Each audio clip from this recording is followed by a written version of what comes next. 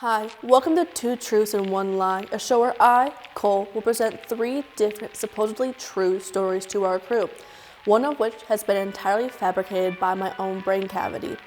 The other 2 are real-world stories by real human people.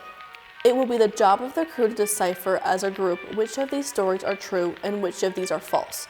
Therefore, by the end of this broadcast, all the crew will come up and discuss and choose which one they all think is a lie, like a hive mind. Now let's begin with story time. Story 1. My parents were newlyweds in New Jersey and moved to Illinois after I was born. They lived there my entire childhood and then divorced the year I graduated.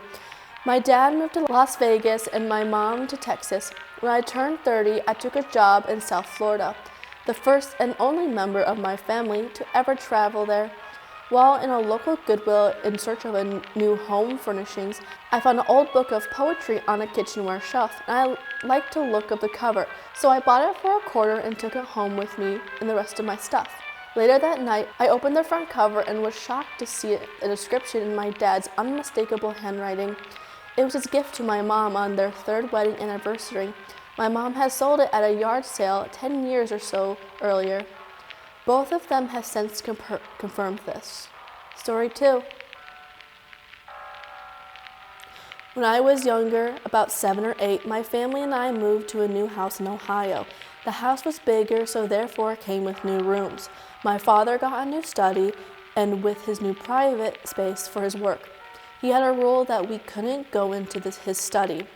Not even my mom was allowed in, whether he was in at the time or not. One day, when I was around 15, my parents were away on a few-day trip to visit my grandparents, and my brother was away at a friend's house. I just got curious. I mean, how would he know if I was in there or not? Finally, after a long debate with myself, I decided to throw caution to the wind what was in my dad's study. When I went inside, I was expecting papers and books. Instead, what I was hit with was rows of dresses hung up on racks and makeup desks in a corner. I walked in to further investigate, and as I looked at the dresses, I realized some of them were the ones my mother lost in the move here. I quickly ran out and closed the door behind me. I never mentioned it again, but after that time, I would look at my father and recognize his feminine mannerisms. Years later, I'm now 35, and my dad came out last month as a drag queen. It was a shock to the family. I never realized that he had been hiding it throughout the years. We are going to his first show and we are dressing up for her special occasion. Story 3. When I was a kid growing up in Texas, we had a cute little weenie dog named Gordina. One day the gate was accidentally left open and she got out and ran away, leaving us heartbroken, and years later, the house next door to ours sold, and our new neighbors from Kansas had a cute little dog. A weenie dog. A few months later, after our neighbors had settled in, we started noticing certain things about the dog. I swear, it felt like the dog knew us. Every time she saw us, she would whimper uncontrollably. So one day, my parents finally decided to ask neighbors how they had gotten the dog. They said they found her wandering their neighborhood in Kansas. After taking her to the vets to see if she was chipped, they had posted signs, but no one ever claimed her. So they decided to keep her. My dad told them we had a dog just like theirs, and her name was Gordina.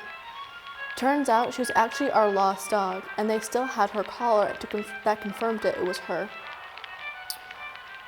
Alrighty, that was the last story. Now let's see the lovely crew come up and make their decision. Chop chop.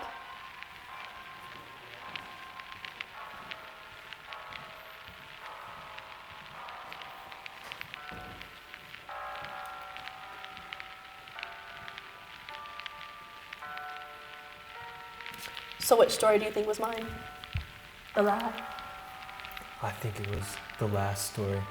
I agree because cute little weenie dog sounds very on brand for you. Okay. I have to agree with the other 2. That's valid. 3? You guys. Yeah. So would you see that? Is that all your decisions? Mm-hmm. Number 3? Dogs are goofy. Oh, Are you silly. basing this off the funny words? Yes. All right. Well, you're wrong. It was story 2. No way. Dang nabbit. Yeah, the drag queen was mine. I thought that was kind of obvious, but you know, I did good. Anyways, out, go, chop, chop, get out. Back to your stations, crew.